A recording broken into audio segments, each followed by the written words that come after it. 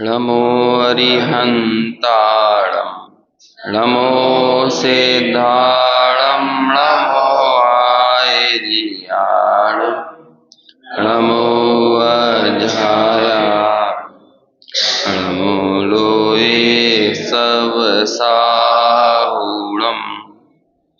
मंगलम भगवान वीरो मंगलम गौतमं गणि मंगलम कुंद कुंदाद्यो जैन धर्मोस्तु मंगलम सर्वमंगल मांगल्यम सर्वकल्याणकारकम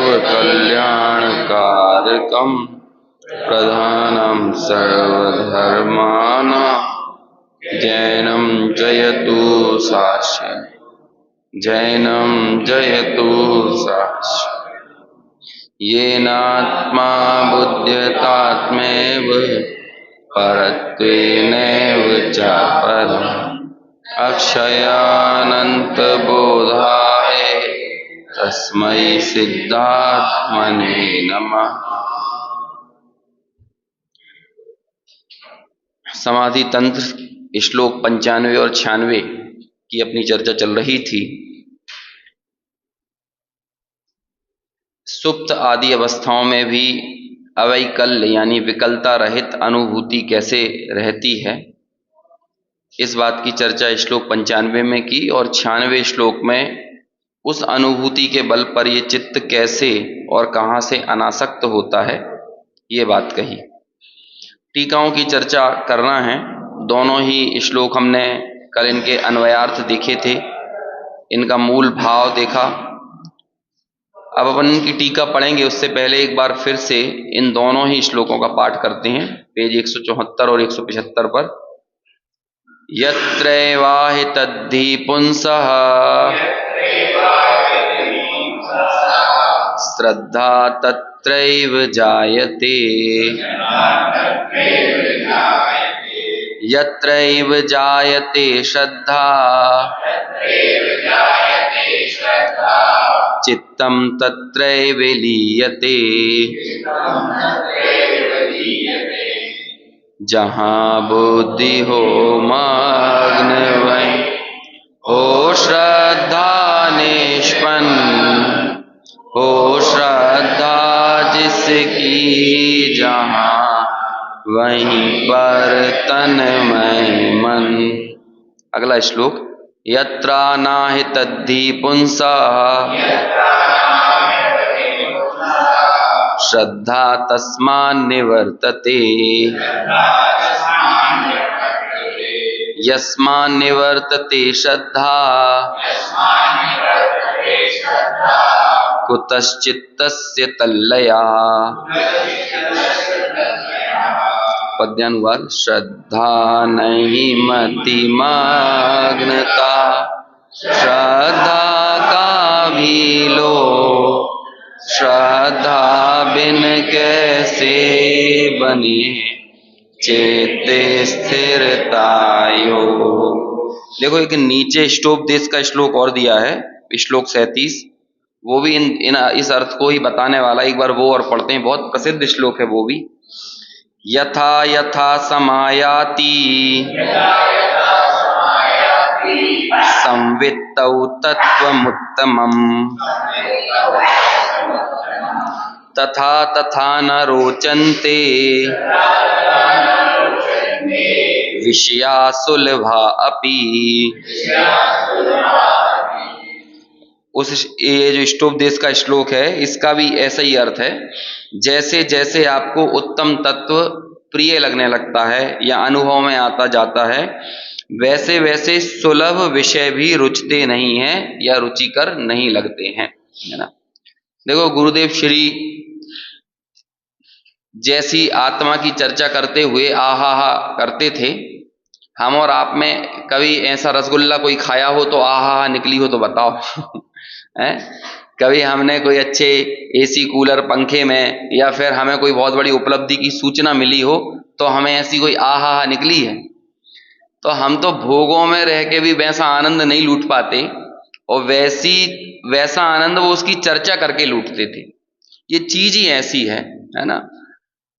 टोडरमल जी ने 7वें अधिकार में जो सम्यक सन्मुख मिथ्या दृष्टि का प्रकरण है, तो वहां पर ये लिखा है बार बार, अपनी एक बार और शायद उस पर बात हुई थी, जहां पे कहा कि उसी के बारे में पूछता है, उसी की चर्चा करता है, उसी के पर प्रश्नोत्तर करता है, उसी का एकांत में विचार करता है, सब कुछ उसी पर केंद्रित है। मतलब इसी तत्व चर्चा में ही उपयोग लगाना, तत्व चिंतन करना, परस्पर साधर्मियों से भी वही पूछना। तो क्यों ऐसा करता है? क्योंकि उसे अपना कार्य करने का हर्ष बहुत है ना। ये तो व्यक्तिगत निजी आनंद की बात है कि मजा, आनंद इतना आ रहा है ना, हर्ष इतना आ रहा है कि वो उस हर्ष के पारावार में उसे और दूसरी चीज कोई सुहाती नहीं है। अब वो कहीं किसी के बीच में खड़ा हो जाएगा तो वही बात करेगा, समझ में आया ना। कोई ने घुमा फिरा के इधर उधर बातें करने की कोशिश भी की तो फिर वो बात को वहीं ले जाएगा। अरे हम भी तो लोक में ऐसे ही होता है, जैसे कि आप जिस क्षेत्र में काम करते हो और आपको वो क्षेत्र अत्यंत प्रिय लगता है तो ले दे के वही बातें नहीं आ जाती हैं। किसी को यदि क्रिकेट का शौक हो तो घुमा फिरा के वही क्रिकेट की बातें करने लगेगा। किसी को व्यवसाय का शौक हो तो ले दे के घुमा फिरा कर वही व्यवसाय की बातें करने लगेगा, और कुछ उसे आता ही नहीं है, और कुछ उसे रुचता ही नहीं है। तो ऐसे ही जिसे वो ज्ञायक तत्व रुचा, अपनी सत्ता रुचि, तत्व की रुचि हुई, तो ऐसा तत्व का रुचिवंत व्यक्ति भी घुमा फिरा के कौन सी बातें करेगा? वही बातें करेगा, और कुछ उसे आता ही नहीं है। अपने सौगानी जी थे ना, निहाल चंद जी सौगानी, तो उनके पुत्र हैं जो अभी भी रहते हैं, मेरे हिसाब से प्रकाश नाम है उनका, है ना, ऐसा जो भी नाम तो मैं शायद भूल रहा हूं। कलकत्ता में रहते थे, मैं उनके घर गया तो उन्हें एक चीज का इतना मतलब रस था, वो ये कहते थे कि देखो ज्ञानियों की परिणति, कई बार आप उनके व्यक्तिगत अनुभव जो उन्होंने कहे हैं, लिखे हैं, बोले हैं, उनसे आप तत्व को जितने अच्छे से समझ सकते हो, वैसा भाव संभवतः हो सकता है कि आप जो सैद्धांतिक शास्त्र हैं उनसे आप ना समझ पाओ कि इनका मंतव्य क्या है। क्यों? क्योंकि यहां जो चीजें लिखी गई हैं, इस चीज को प्रैक्टिकल होते हुए आप कहां देखोगे? किसी ना किसी ज्ञानी में ही तो देखेंगे ना, जहां पर ये चीजें प्रैक्टिकल हुई हैं। अब जब उसे वो तत्व रुचा तो उसने अपने जीवन की विभिन्न परिस्थितियों में कैसे उस तत्व पर बल दिया और अन्य परिस्थितियों को समतापूर्वक सहन किया, या उन परिस्थितियों पर बहुत ज्यादा उनको महत्व नहीं दिया, तो वो बार बार इस बात पर जोर देते। तो फिर उन्होंने कहा कि इसके लिए हमारे पास बहुत बड़ा एक एग्जाम्पल है कि श्रीमद राजचंद्र जी के व्यक्तिगत अनुभव जो उन्होंने पत्रों के रूप में सुरक्षित किए हैं। ऐसे वो कहते थे कि ऐसे ही निहाल चंद जी के, मतलब उनके जो पिताजी के, उनके जो अनुभव हैं उनको एक बार पढ़ो तो हमें समझ में आएगा। अब मैं यहाँ पर ये बात इसलिए बता रहा हूं कि उनके घर हम बैठने गए तो उन्होंने बहुत सारी चीजें ऐसे परोस दी, मतलब काजू किशमिश बादाम जो आतिथ्य में जो भी किया जाता है, लेकिन कमाल की बात है उन्होंने एक बार भी ये नहीं बोला कि आप इन्हें खा लो। उन्हें पूरा आनंद वो चर्चा ही करने में आ रहा था, वही ज्ञानियों के अनुभव के बारे में।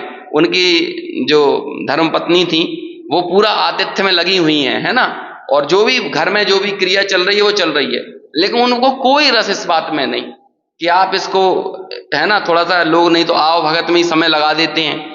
लेकिन उन्होंने एक सेकंड भी, लगभग 1-1.5 घंटे उनके यहाँ बैठे होंगे, उन्हें बस यही बात लगी कि ज्ञानी के जीवन के अनुभवों से हम तत्व को साकार होता हुआ जितना देख सकते हैं या समझ सकते हैं, उतना कई बार सैद्धांतिक बातों से समझ में नहीं आता। और उन्होंने बहुत सारे ऐसे प्रसंग अपने पिताजी के जीवन के बताए, और उन्होंने साथ में ये भी कहा कि जब तक पिताजी थे हमें वो बिल्कुल समझ में नहीं आए, है ना, लेकिन जब वो चले गए और जब हमने भी उनके अनुभव पढ़े तब हमें समझ में आए कि वो जीवन की घटनाएं हमारे साथ ही उनके जीवन में घट रही थी। जैसे कि जब उनकी स्वयं की शादी थी तब उनके पिता की अनुभूतियां कैसी चल रही थी, तो कह रहे तब तो हमने पिताजी को समझा ही नहीं, तब तो हम तो अपनी शादी में मगन थे। लेकिन अपने पुत्र की शादी में निहाल भाई सोगानी की कैसी कैसी प्रतिक्रियाएं थी, या कैसे अंतर में जो ज्ञान धारा चल रही थी, इसे उन्होंने लिखकर व्यक्त किया। उन्होंने ये सब लिखा हुआ है कि भाई, अब बहुत सारे उन्होंने एग्जाम्पल दिए थे, मैं 1-2 आपको बता भी दूं। जैसे उन्होंने कहा कि पुत्र का विवाह है, चूंकि जिम्मेदारियां हैं तो इन्हें निभाने का भाव आए बिना भी रहता नहीं है, तो इन्हें निभाता भी हूं, लेकिन मन तो ये करता है कि इस पूरे शादी के माहौल के बीच में से भी कम में एकांत में पहुंच जाऊं। और वो कमाल की बात है, वो विवाह नीचे चल रहा है, विवाह शादी की तैयारियां चल रही हैं, तो भी वो छत पे पहुंच जाते थे और 3-4 घंटे वहां बैठे रहते थे और कहते थे लेकिन वो 3-4 घंटे का समय भी कम लगता था। ऐसा एकांत में, मतलब अभी देखो आप, अभी जैसे अपना ऑफिशियल टाइम इस स्वाध्याय का 9:15 बजे है ना, लेकिन हम 15 मिनट पहले खाली आके नहीं बैठ सकते, है ना। ये हमारे एक देखो, गुरुदेव श्री 15 मिनट पहले आ जाते थे तो बस शांत बैठे रहते थे, बस कुछ नहीं है उसमें, वो तो उनका जो अनुशासन था, टाइम टू टाइम चीजें करना, वो उनका फिक्स था। लेकिन हमें लगता है कि अब खाली क्या बैठना, अकेले क्या बैठना, हमें एकांत यदि क्या कहें घातक लग रहा है तो हमें हमारी परिणति का पुनर्विचार करना चाहिए, क्योंकि हम हमारी परिणति को कहीं बाहर से भरना चाहते हैं। तभी तो हम जब अपने आप से भागते हैं तभी हमें एकांत बड़ा दुष्कर लगता है, बड़ी मुश्किल, बड़ी मुसीबत हो जाती है। घर में यदि पत्नी, बच्चे, परिवार के लोग कहीं बाहर चले जाएं तो फिर कहते हैं ये घर काटने दौड़ने लगा। तो घर नहीं काट रहा है, आप ही अपने आप से भाग रहे हो। हमारे भीतर एक इतनी शून्यता हो गई है जीवन में कि उस शून्यता को भरने के लिए हमें 4 आदमी चाहिए, हमें भोग चाहिए, विषय चाहिए, टीवी चाहिए, मोबाइल चाहिए। आप देखो ये कमाल की बात है, ये खालीपन इतना गहरा है, हम ये बात समझ नहीं पा रहे हैं कितना गहरा खालीपन है कि आज देखो कि मोबाइल में कितने सारे ओटीटी प्लेटफॉर्म आ गए हैं। ओटीटी प्लेटफॉर्म समझते हैं, ये सब जिनमें बहुत सारा फिल्म है, वेब सीरीज और ये सब डालते हैं, और वो आती जा रही हैं, लेकिन दुनिया में किसी आदमी को ये नहीं लग रहा कि ये बहुत हो गई, किसी को नहीं लगता बहुत हो गई। क्यों? क्योंकि उन्हें मालूम है कि यहां का खालीपन इतना है कि ये पूरी दुनिया भी सिमट कर यदि ओटीटी प्लेटफॉर्म पर आ जाएगी ना, तो भी अंदर की रिक्तता रिक्त ही रहने वाली है, ये शून्यता ऐसी कैसी रहेगी। तब जाकर वो बाबूजी ने पंक्तियां लिखी, तृष्णा की खाई खूब भरी पर रिक्त रही वो रिक्त रही। अब ये तो हम सिंपल अपने जीवन के अनुभवों से हम स्वयं विचार करें, इसके लिए कोई शास्त्र पढ़ने की जरूरत नहीं है। हम खुद सोचें कि हमने जो जो हासिल करना चाहा था वो सब हम हासिल करते गए, कुछ कम हासिल किया, कुछ ज्यादा हासिल कर लिया, लेकिन ये बताओ कि अंदर का खालीपन कितना रीता है, मतलब भरा है, कितना उस खालीपन को हमने भर दिया है। वो खालीपन आज भी वैसा ही का वैसा है। 70-80 साल की उम्र भी हो जाए तो भी पैसों की तृष्णा कम नहीं हुई। समझ में आया ना? संबंधों की रुचि है ना, परिवार, मित्र, इन सब में देखो कितनी रुचि। लेकिन ये बात फैक्ट है, थोड़ी सी गंभीरता से, ईमानदारी से सोचने का प्रयास करो। आप जिन जिन लोगों के बिना ये सोचते थे ना इनके बिना हम कैसे रहेंगे, हम सब उनके बिना बहुत आराम से रहे हैं। जब हम स्कूल कॉलेज में पढ़ते थे तो लगता था कि ये दोस्त नहीं रहेंगे तो हम कैसे रहेंगे। बाद में वो 5-10 साल बाद दोस्त मिला तो हम पल्ला छुड़ा के भागने को हुए उससे। क्यों? क्योंकि हमारा राग कहीं और शिफ्ट हो गया है। अब वो दोस्त जो कभी अच्छा लगता था वो दोस्त अच्छा नहीं लग रहा है। ऐसे ही रिश्तेदार, पड़ोसी, अगल बगल में कई लोग, अरे साधर्मी भी, आपको यदि ये लगता हो ना कि हम आपस में साधर्मियों के बीच में बहुत गहरा कनेक्शन है, नहीं, नजर से दूर दिल से दूर। समझ में आया ना? आप बस 10-20 दिन के लिए नजर से दूर हो जाओ, आप दिल से दूर भी हो जाओगे। हाँ, मन में उस व्यक्ति की छवि बनी रहेगी हमारे मन में, लेकिन ऐसा नहीं है कि उसके बिना काम ना चल पाए। ये होता है सहज। हम लोग देखो कि आपने अपने जीवन में यदि 4 फंक्शन किए थे, आप छोटा सा मैं टास्क देता हूं, उस पर ही विचार कर लेना। आपने 4 फंक्शन किए, मान के चलो आपके 2-3 पुत्र पुत्री आदि का विवाह किया हो, या भाई बहन आदि का विवाह किया हो। 4 फंक्शन में गेस्टों की लिस्ट देख लेना, चारों फंक्शन के गेस्ट बदल गए आपके। क्यों? क्योंकि अलग अलग समय और परिवेश में आपका अटैचमेंट किसी और से जुड़ता चला गया, तो आपके लिए खास कोई और होता गया। पहले कोई और खास था, फिर अगले संबंध के समय कोई और खास हो गया, अगले में कोई और खास हो गया। फिर हमें ये कैसे लगता है कि आज हम जिनके राग में मरे जा रहे हैं ये भी हमारे लिए परमानेंट खास रहेंगे। इसके लिए कौन से शास्त्र पढ़ने की जरूरत है? ये तो स्वयं ईमानदारी से स्वयं खुद विचार करके देख लो ना कि जिनके लिए हम इतने मरे जा रहे थे जीवन में, हम हमारे लिए अपने पूर्व के जीवन में ही जब हमारी प्रायोरिटी बदलती रही हैं तो आगे भी प्रायोरिटी बदलती रहेंगी। इसमें क्या आश्चर्य की बात है? समझ में आया? तो वो यदि आपको, लेकिन एक चीज ऐसी है, आपकी रुचि यदि तत्व से भीगी हुई है, और तत्व से रुचि कैसे भीगेगी, वो श्रद्धा हमारी मजबूत कैसे होगी कि अपनी बुद्धि को समेट कर, अपनी बुद्धि को समग्रता के साथ इसमें जोड़ो। ये एक सबसे बड़ा उपाय है जिस तिस प्रकार से यही, इसे ही सुनो, इसे ही पढ़ो, इसको ही विचारो और बारंबार विचारो। आपसे ये नहीं कह रहे हैं कि आपको दुनिया में अव्यावहारिक होने की जरूरत है, हालांकि कमाल की बात यह है कि आप स्वाभाविक रूप से अव्यावहारिक हो जाओगे, है ना, लेकिन अंदर से हमारी चाहना नहीं थी। अरे अव्यावहारिक नहीं भी होगे तो जितने व्यवहार आपने निभाए हैं, पहले आप ये बताओ कि उन व्यवहारों का क्या रिवॉर्ड मिला। जितने व्यवहार हमने निभाए, हमने किसी के लिए 40 बार कुछ अच्छा किया और एक बार नहीं किया, तो कोई 40 बार का याद नहीं रखता है। आप देख लेना अपने जीवन में, आप किसी के लिए भी कर दो पूरे, अरे अपने पुत्र के लिए भी कर देना, अपने बिल्कुल घर परिवार के लिए, बहू के लिए, पुत्र के लिए, इनके लिए भी कर दो। आप 50 बार इनके मन की पूर्ति कर दो और 2 बार इनसे विपरीत परिवर्तन करके देख लो, देखना क्या होगा। भीतर में बहुत गहरे गहरे स्वार्थ छुपे हुए हैं और वो स्वार्थों की जो हम टटोलेंगे ना, यदि स्वार्थों का कुछ अंश निकालें और उसे लेबोरेटरी में जाएं, ऐसी कोई टेस्ट की कोई प्रयोगशाला हो, हालांकि वो प्रयोगशाला हमारी विचार भूमि ही है। हमें हमारे जीवन के अनुभवों को अपनी विचार भूमि पर ही उनका परीक्षण करना है। आप करो परीक्षण, आप देखोगे कि हमारे स्वार्थ पंचेंद्रिय के विषयों से संबंधित हैं। बोलो कब वैराग्य पैदा होता है घर में, गृहस्थी में, परिवार में? जब भी हमारे प्रतिकूल प्रवर्तन वो कोई परिवार का सदस्य करने लगे। लेकिन जब इसलिए तो कहते हैं पुण्य का आकर्षण, ये कोई ऐसा वैसा आकर्षण नहीं है, ये बहुत गहराई में पड़ी हुई एक ऐसी, क्या कहें अब इसे, बाबूजी की पंक्तियां मैं याद करता हूं तो उन्होंने ये लिखा, गर्म और ठंडी श्वासें ये पाप पुण्य की, है ना। और फिर आगे उन्होंने पुण्य के आकर्षण के लिखा, गर्म और ठंडी श्वासें ये पाप पुण्य की, अरे मृत्यु की अगवानी है, अमन नहीं है। क्या कहा? काय की अगवानी है? मृत्यु की। तो सिर्फ पाप की श्वासें मतलब गर्म श्वासें या पुण्य की ठंडी श्वासें भी? पुण्य की ठंडी श्वासें भी मौत की अगवानी है।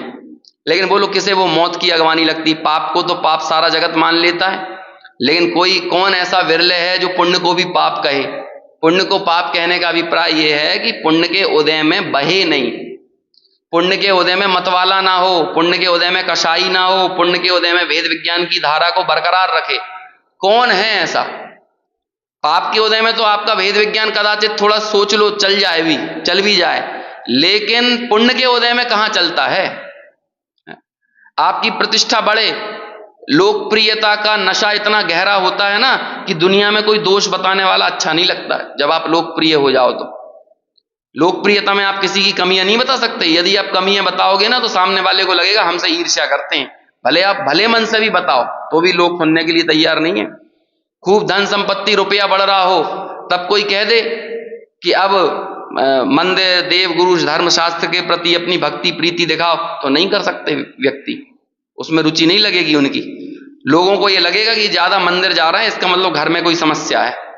लोगों को ऐसा ही लगता है, घर में कोई तकलीफ है तभी तो मंदिर जा, नहीं तो भगवान क्यों याद आए यदि तकलीफ नहीं होगी तो।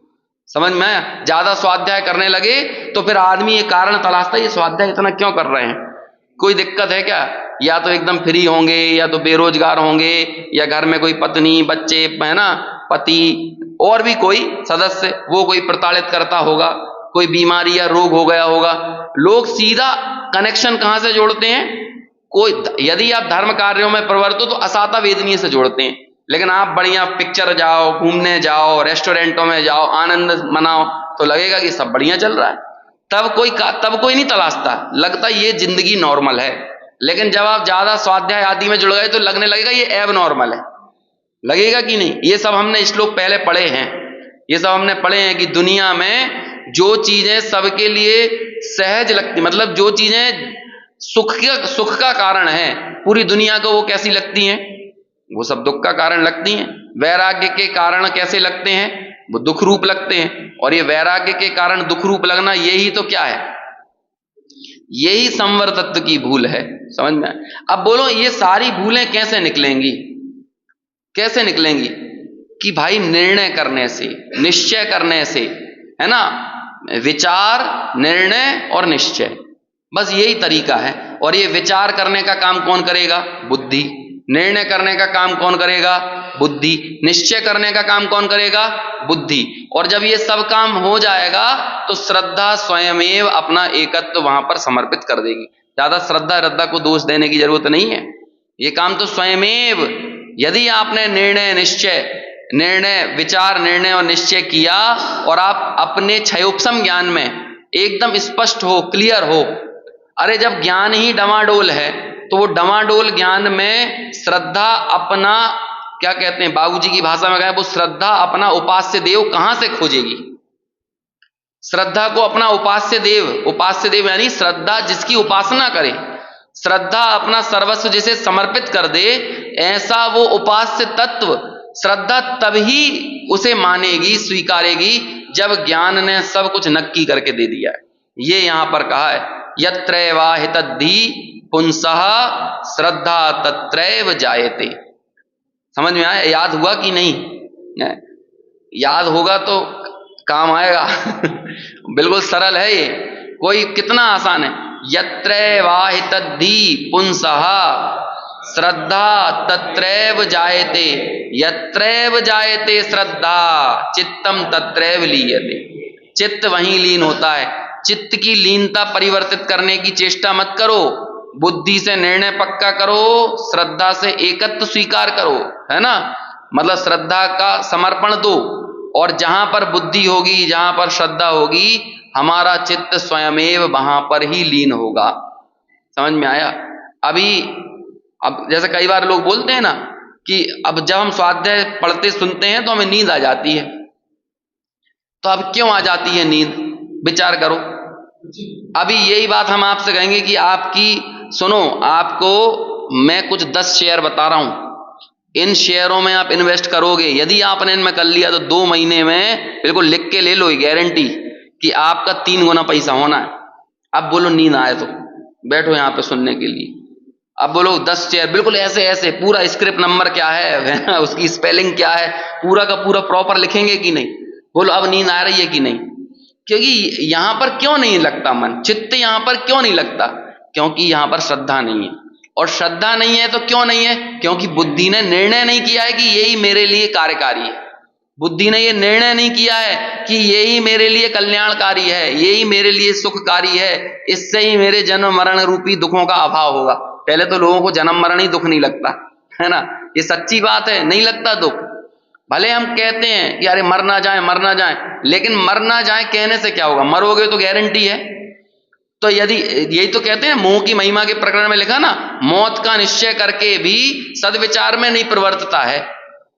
मौत का नक्की है, देखो मैं मरूंगा, लेकिन इसमें भी क्या है ना, एक बफर लगा लेता है इंसान।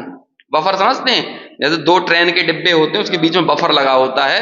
तो बफर लगा हो ना, तो क्या होता है कि कभी वो आपस में टकराती नहीं है, ठीक है ना? यदि बहुत तेज भी ब्रेक लगेगा तो भी वो बफर के कारण चिपकेंगे नहीं 2 डिब्बे आपस में। ऐसे हमारे में भी एक बफर लगा हुआ है, जिसके कारण जिनवाणी की कोई बात चिपकती नहीं है। एक ऐसा बफर लगा हुआ है। क्या है बफर? अब जैसे ये बात बोलो भी तो वो इसी तरह से टाल दे, जैसे कि व्यक्ति मरणशील है तो वो कहेगा व्यक्ति मरणशील है, मैं थोड़ी हूं, है ना? मतलब ये बफर है उसका। समझ में आया? यदि उसे कहेगा भैया कभी ना कभी हमें मरना है, तो कभी ना कभी बफर है। समझ में आया? एक ना एक दिन सबको जाना है, तो एक ना एक दिन ये बफर है।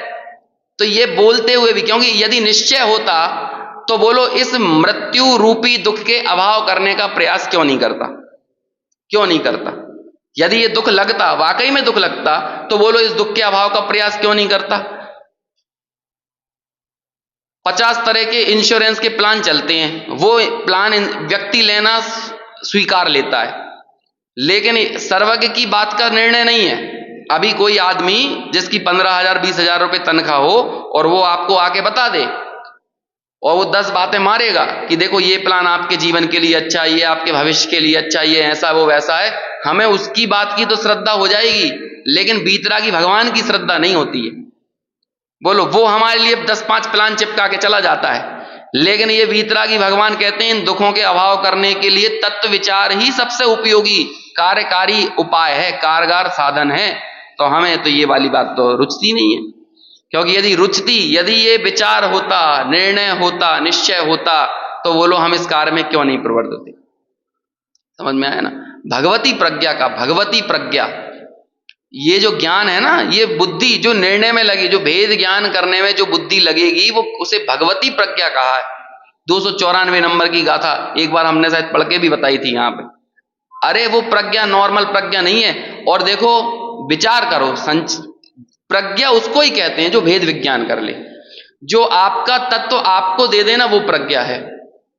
जो आपका तत्व या आपकी सत्ता आपको ना बता पाए, वो प्रज्ञा प्रज्ञा नहीं है। और ये बात आज प्रूव हो गई है। ये सूचनाओं की भरमार, ये कोई प्रज्ञा नहीं है। जानकारियों की भरमार, ये कोई प्रज्ञा नहीं है। विश्लेषण करना अच्छे से आने लगे, ये कोई प्रज्ञा नहीं है कि मैं कितने अच्छे से विश्लेषण कर ले रहा हूं, मैं कितने अच्छे से लेखन कर लेता हूं, मैं कितने अच्छे से वक्तव्य दे देता हूं, ये कोई प्रज्ञा नहीं है। जिस प्रज्ञा ने अपना तत्व, स्व तत्व को स्वपने से स्वीकार किया और पर तत्व का अपने में मिलान नहीं किया, वही प्रज्ञा प्रज्ञा है। ये काम कैसे, आज देख लो आप, आज एआई की दुनिया में आप एआई से बोलो भेद विज्ञान कैसे करें, तो वो ये भेद विज्ञान के ऊपर इतना अच्छा लेख लिख के दे देगा, है ना, कि जितना अच्छा लेख हम और आप ना लिख पाए। तो विश्लेषण तो उसने बहुत अच्छा कर लिया, लेकिन बोलो एआई कौन सा काम नहीं कर पा। और ये बात आचार्यों ने 2000 साल पहले लिख दी है, जो कि आज प्रूव हो रही है कि एआई ये नहीं कर पाता है कि ये मैं हूं, मतलब ये भेद, मतलब सत्ता का निर्णय नहीं कर पाता है। मेरी निज सत्ता क्या है ये नहीं बता पाता है। समझ में आए। बाकी या दुनिया की सारी तमाम चीजें लिखवा लो उससे, सूचनाएं जितनी सेकंडों में लिख के देती है। अभी आजकल हम भी ये ट्राई करते हैं, जैसे हमें न्यूज पैकेज लिखने में 10-20 मिनट लगते थे, समझ आया ना, मिनिमम। यदि हम तेजी से तेज लिखेंगे तो, और हमें इस बात का बहुत घमंड हो सकता है कि देखो हम 10 मिनट 12 मिनट में पूरा जो 3-4 मिनट का जो न्यूज स्टोरी चलती है ना स्क्रिप्ट, वो हम 10-12 मिनट में लिख लेते हैं। भैया एआई तो 10-12 सेकंड में लिख देता है, वो वही की वही चीज। अब आप ये कह के बताओ कि आपको ये लग रहा था कि देखो मैं बहुत बुद्धिमान हूं, मैं बहुत तेज हूं, मैं बहुत चतुर चपल हूं। आचार्यों ने नकार दिया, इस विश्लेषण करने वाली प्रज्ञा को प्रज्ञा नहीं कहा। समझ में आया। संश्लेषण करने वाली प्रज्ञा प्रज्ञा है। संश्लेषण मतलब भीतर में चीजों को क्या कहें, उतर जाए जो चीज, जो भीतर में क्या कहें, कितना अच्छा शब्द हमने पढ़ा था परमार्थ वचनिका में, हाँ, भाव भाषण भी जिसे कहते हैं, कितना अच्छा शब्द था। याद है किसी को परमार्थ वचनिका का वो शब्द? जब हमने परमार्थ वचनिका पढ़ी थी तो बहुत उस पर बात भी हुई थी। क्या है, कौन सा शब्द था? हाँ बिल्कुल नजदीक पहुंच रहे हो आप। क्या था वो शब्द? निर्वेदकत्वात्। क्या शब्द था? निर्वेद। वहां पे ये कहा मिथ्या दृष्टि ना आगमी और ना अध्यात्मी। क्यों? और शब्द लिख दिया निर्वेदकत्वात्। देखो 400 साल पहले एआई वीआई कुछ नहीं आया था, मतलब कितने, हाँ 300-400 साल तो हो गए, 400 साल बनारसी दास जी का वो लेख है, उन्होंने ये कहा निर्वेदक। निर्वेदक मतलब जैसे कि ये मोबाइल है, ये सब कुछ जान रहा है, मैं जो बोल रहा हूं वो ऐसा का ऐसा सुना देगा, ऐसा का ऐसा रिपीट कर देगा कि नहीं, वर्ड टू वर्ड। लेकिन बोलो इसके बाद भी ये आगमी है कि अध्यात्मी है? क्या है? ना आगमी है और ना अध्यात्म। क्यों? निर्वेदकत्वाद, वेदन नहीं है। यही बात तो आचार्यों ने कहा कि वो ज्ञान जो ज्ञान का वेदन ना करे उसे हम ज्ञान कैसे कह लें, और जो ज्ञान अपने ज्ञान स्वभाव का वेदन करने में आगे बढ़े, मेरे लिए तो वही ज्ञान ज्ञान है। और ऐसा ज्ञान, इस ज्ञान को कितना बढ़िया शब्द दिया, वो प्रज्ञा कैसी है? भगवती। भगवती क्यों है भगवती प्रज्ञा? भगवान के निर्णय तक पहुंचने वाली, भगवान आत्मा के निर्णय तक ले जाने वाली प्रज्ञा कैसी है? वो साक्षात भगवती है। क्यों? कि जैसे एक पत्नी अपनी सारी विचारधारा, सारी विचार प्रक्रियाएं, सारी कार्य कुशलता, सारा श्रृंगार सब किसके लिए है? उसके उपास्य के लिए, उसके पति के लिए। समझ में आया ना? उसके स्वामी के लिए। ऐसे ही वो प्रज्ञा, जो प्रज्ञा जिस गायक में से निकल रही है ना, ये बुद्धि कहां से निकल रही है? उस ज्ञायक में ही से तो निकल रही है, लेकिन वो ज्ञायक में से निकलकर वो कुलच्छनी नहीं है ना। वो ऐसा नहीं है कि इस ज्ञायक से निकले, ज्ञायक से सर्वस्व लेकर निकले और ज्ञायक से सर्वस्व लेकर इधर उधर की चीजों में तो अपना समय बर्बाद करे, क्लबों में डांस करे, समझ में आया, खूब पैसे उड़ाए और वहां पैसे उड़ाते हुए अपने पति के ऊपर हंसे, पति का मजाक बनाए, पति को गाली बके, मेरा पति ऐसा, मेरा पति। ऐसी कुलच्छनी नहीं है वो प्रज्ञा कैसी है, वो इस ज्ञायक से अपना सर्वस्व लेकर निकली, लेकिन उस ज्ञायक के निर्णय करने में ही जो निरंतर लगी हुई है। तो इसलिए वो कौन हुई, भगवान की, जो भगवान पर सर्वस्व समर्पित है, वो साक्षात भगवती है। उसे कहा भगवती प्रज्ञा, भेद विज्ञान करने वाली, भेद विज्ञान में लगी, ये है प्रज्ञा, ये है बुद्धि की ताकत। और फिर जब तब जाके आगे लिखते हैं, जिस भांति प्रज्ञा छेनी से पर से विभक्त किया इसे, उस भांति प्रज्ञा छेनी से ही अरे ग्रहण करो इसे। ये जो प्रज्ञा छेनी से तुमने भेद विज्ञान किया ना, कैसे किया, स्वलक्षणों से। ये मेरा लक्षण है, ये मेरा लक्षण नहीं है, इन देहादि में मेरा लक्षण नहीं है, इस राग में मेरा लक्षण नहीं है, तो ये देहादि में मेरा लक्षण ना तलाशना। ये हुआ वर्णादि से भेद विज्ञान। और ये राग कषायों में मैं नहीं हूं, ये हुआ रागादि से भेद विज्ञान। तो मैं कहां हूं, मैं तो अपने जानन स्वभाव में हूं।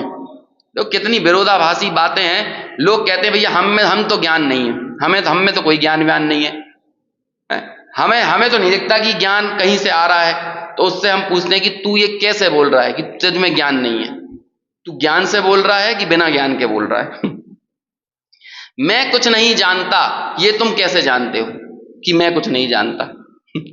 बताओ कैसे जानते हो?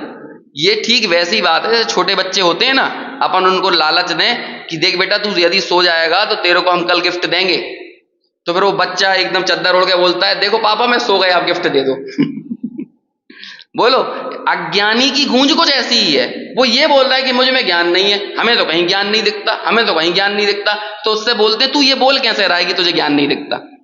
बताओ ये कहां से दिख रहा है? ये उस बालक की तरह उसकी गूंज है। जैसे बालक कह रहा है ना चादर ओढ़ के कि मैं सो गया। बोलो इस कथन में ही विरोधाभास है। ऐसे ही अज्ञानी के इस कथन में विरोधाभास है कि मुझे तो कोई ज्ञान व्यान नहीं दिखता।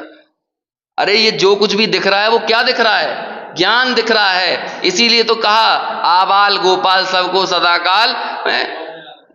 कितनी बढ़िया बात है। अरे आबाल सभी गोपाल सुलभ सबको चिन्मय अभिराम। बोलो अब इस लाइन में सब क्या आ गया? सबको सुलभ है। लेकिन अब तुम अस्वीकार कर रहे हो। जो प्रज्ञा उस ज्ञायक से उठती है वही प्रज्ञा उसका इंकार करती है। तो कहते हैं कि जब अपने ही स्वामी का, अपने ही सर्वस्व उपास्य देव का तूने इंकार किया तो तू सुखी कैसे रह सकती है? तुझे भी दुख भोगना ही पड़ेगा, क्योंकि तूने अपनी सत्ता खो दी ना। ऐसी स्त्री के लिए कौन सा स्थान सम्माननीय है, आदरणीय है, आश्रय लेने योग्य है, जो स्थान उसके स्वामी से रहित हो। समझ में आया ना? उसके लिए तो जगह जगह क्या कहते हैं, उसके खतरों के भंवर मंडरा रहे हैं उसके लिए। ऐसे ही वो प्रज्ञा जो अपने ज्ञायक का तिरस्कार करके आगे बढ़े, पहले तो उसे प्रज्ञा मानने से इंकार करते हैं। कैसी प्रज्ञा है? जहां से उठती है, जहां से सर्वस्व लेकर आती है तो उसे यह स्वीकार करती है। लेकिन जो प्रज्ञा जब उठती है तब यही निर्णय करने के लिए तत्पर रहती है कि मैं कौन हूं, मेरा स्वरूप क्या है, मेरी सत्ता कहां है, इन परद्रव्यों में सुख है कि मुझ ज्ञायक तत्व में सुख है। बारंबार यही विचार में लगी हुई है। तो बोलो ये बुद्धि का जो क्या कहें, ये बुद्धि की जो एक्सरसाइज है, ये जो रस्सा कस्सी है, ये उसे निर्णय तक लेके जाएगी, यही उसे निश्चय तक ले जाएगी। और जब जहां निर्णय और निश्चय हो जाएगा, श्रद्धा क्या करेगी? उसे ही अपना सर्वस्व सौंप देगी। और जहां पर श्रद्धा लग जाएगी, चित्त भी वहीं पर लगने लगेगा। बोलो मंदिर में नींद ना आए, प्रवचन में नींद ना आए, उसके लिए क्या करो? समझ में आया? बाबूजी तो कहते थे कि चाय पी के बैठो, है ना? तो लोग वागों ने चाय पीना तो ले लिया, लेकिन प्रवचन में जागृत रहना ये स्वीकार नहीं किया, है ना? तो बाबूजी तो ये भी कहते थे कि आंखों में मिर्ची डाल के बैठो।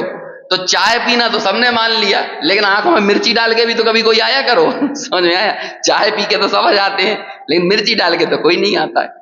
तो ऐसी बात है, वही बात करता है, वही चर्चा करता है, वही सुनता है। लेकिन क्या कहें, एक बहुत अच्छी बात ऐसी कही जाती है लोक में कि अब वो तो लौकिक दृष्टि से कहते हैं कि सेहत, समय और संबंध, ये जब हमारे पास नहीं होते हैं तभी हमें इनकी कद्र आती है ना। कौन कौन से? सेहत की भी लोगों को कद्र नहीं होती, समय की भी कद्र नहीं होती और संबंधों की भी कद्र नहीं होती। अब उसे हम हमारे यहाँ पे यदि घटित करें, है ना, तो ये जो समय है ना, और जो पुण्य के उदय से मिले संसाधन हैं, ठीक है, और जो हमें हमारे ज्ञायक तक ले जाने में निमित्त रूप संयोग है, समझ में आया? ये जो देव गुरु शास्त्र हमें मिले, आज हमें जो बुद्धि मिली है, आज जो हमें समय मिला है, ये सब की हमें कद्र नहीं आ रही। और इसकी कद्र कब आएगी? जब ये हमारे पास नहीं रहेंगे। लेकिन जब नहीं रहेंगे तो कद्र करके कर भी क्या लोगे? क्या कर लोगे? जब वो बचा ही नहीं है हमारे पास तो कद्र करके क्या करोगे? इसलिए जब तक वो हमारे पास हैं, क्योंकि फिक्स बात है, ये साधन हमेशा, ये समागम हमेशा नहीं रहेगा।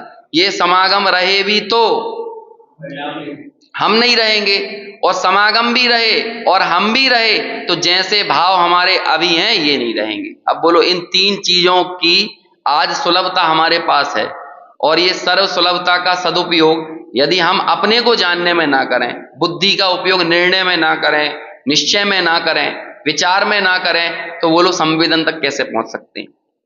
ऐसा है ये संवेदन। समझ में आया? अभी क्या है, इस पे तो जितनी चर्चा करो उतनी कम है, क्योंकि सब कुछ इसके इर्द गिर्द है। इसके अलावा और क्या है?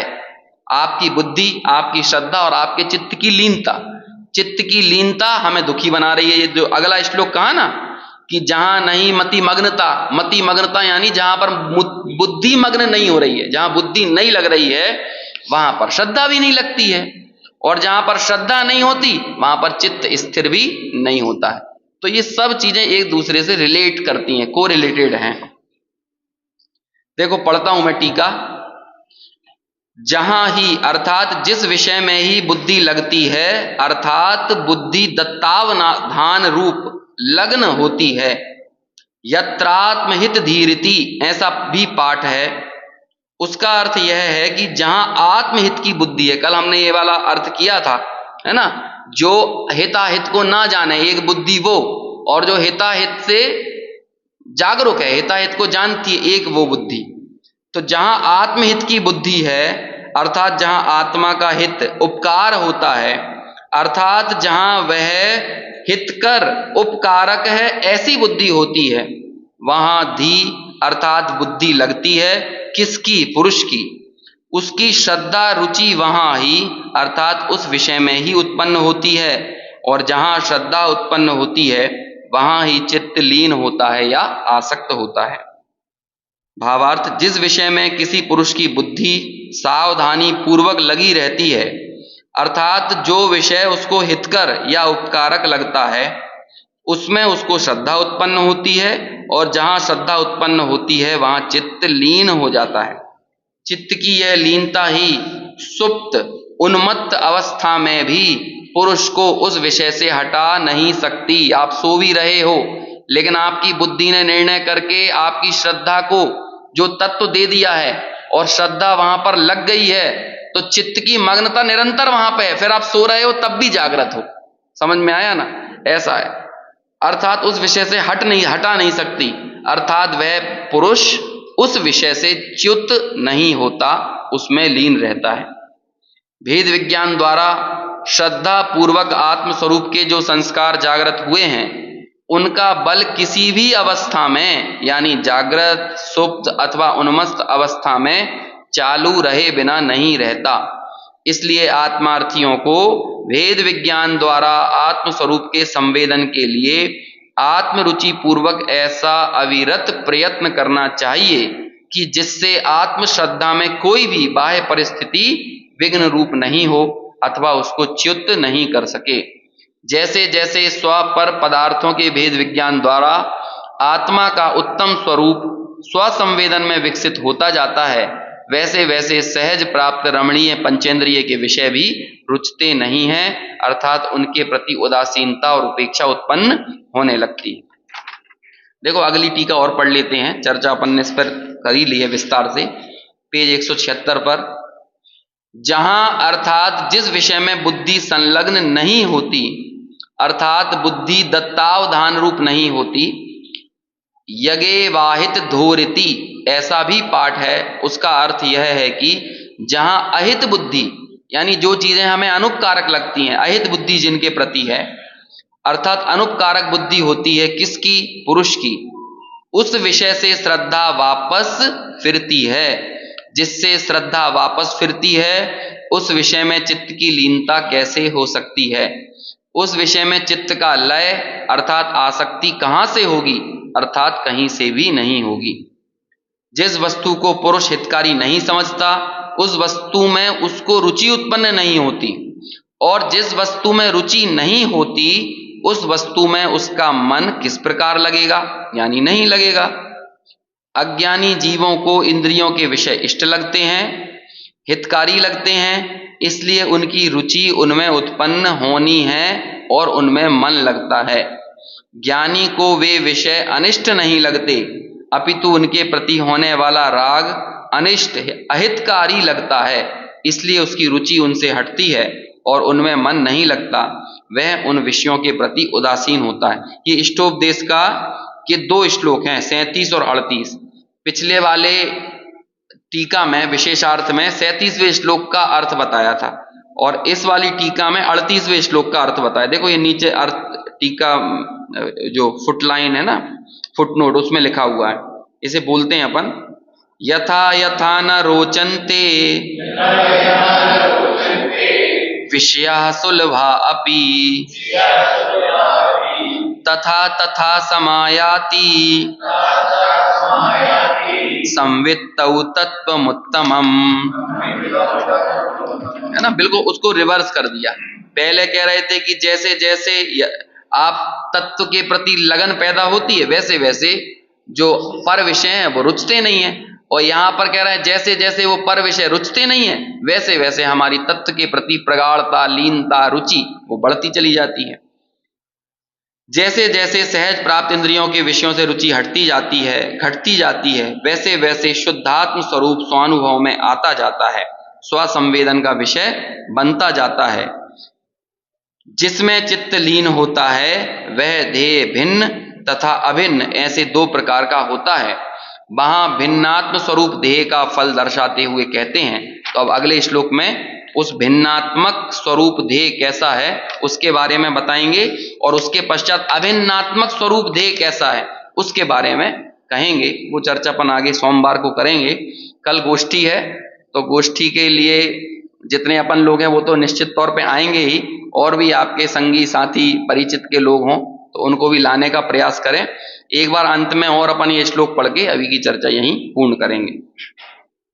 ये इसलिए मैं बार बार पढ़ रहा हूं कि हमारी जवान पे बैठे, और इसके बाद आप घर जाके थोड़ी सी और मेहनत करना तो ये याद हो जाएगा, ताकि लेटे समय जब नींद नहीं आए ना तो ये चिंतन धारा चलाते रहो, है ना।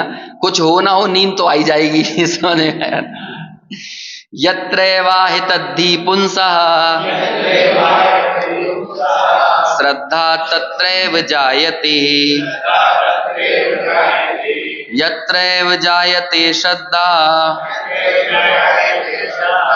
चित्तं तत्रैव लीयते। जहां बुद्धि हो मग्न वहीं हो श्रद्धा निष्पन्न, हो श्रद्धा जिसकी जहां वहीं पर तन्मय मन। यत्रा नाहि तद्धि पुंसः श्रद्धा तस्मान् निवर्तते, यस्मान् निवर्तते श्रद्धा कुतश्चित्तस्य तल्लयः।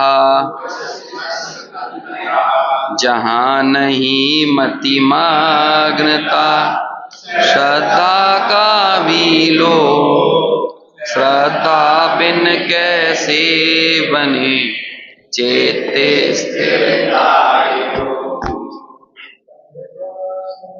दी शुद्ध स्वरूपी